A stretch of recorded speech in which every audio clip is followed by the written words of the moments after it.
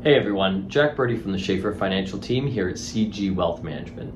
This video is going to be covering the tax-free savings account. Let's jump in. The tax-free savings account, or TFSA, is one type of registered account in Canada. To open one, you must be at least 18 and a resident of Canada. Now, the TFSA program began in 2009, just following the Great Financial Crisis, as a way for Canadians to put away money tax-free. Unlike RRSPs, you don't get a tax deduction for making a contribution. However, any of the growth within the account or any withdrawals are tax-free with a TFSA. The TFSA is nearly a completely tax-free account with a few exceptions, such as US withholding tax on dividends. You can invest the contributions that you make to a TFSA in various investment vehicles such as stocks, bonds, ETFs, funds, SMAs, etc. to help grow your wealth. If you have goals with time horizons shorter than retirement, the TFSA is a great option to have that money accessible for you in the future. TFSA contributions. Every year, the CRA sets a TFSA contribution limit. That's essentially just the maximum amount that you can contribute for that year. It has fluctuated year over year, but generally it has increased over time to account for inflation. Now, in 2024, the current TFSA limit is $7,000. It's worth noting that TFSA room is cumulative. So even if you don't use that $7,000 this year, it'll still be available to you next year.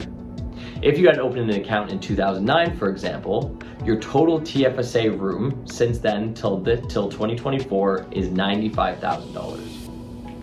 It's worth noting that growth within your TFSA does not count towards your future TFSA contribution limit. For example, if you invested $50,000 and it grew to $55,000 by the end of the year, that extra $5,000 wouldn't count towards your TFSA contribution limit for next year.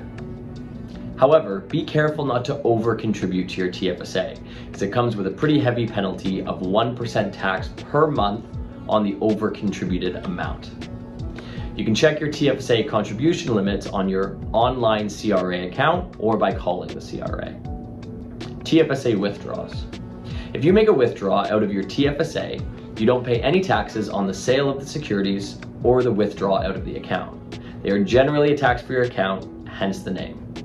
However, if you do make a withdrawal out of your TFSA, you receive the entire value of the withdrawal as contribution room for the next year. So let's say the TFSA contribution limit is $8,000 for the next year. If you invested $10,000 today, it grew to $12,000 and you withdrew it by the end of the year, next year you would have the $8,000 plus the $12,000 withdrawal for a total of $20,000 as additional contribution room for next year. However, if that same $10,000 fell or declined to $8,000 and you withdrew it, you'd only have $16,000 of contribution room for next year.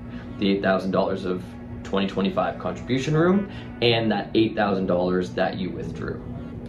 The TFSA is relatively straightforward.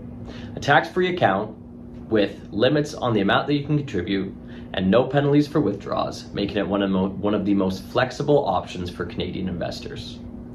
A TFSA can help manage your tax obligations and be a powerful savings tool when used effectively. If you'd like to learn how to maximize the benefit of your TFSA, reach out to us and we'd be happy to have a conversation. Take care.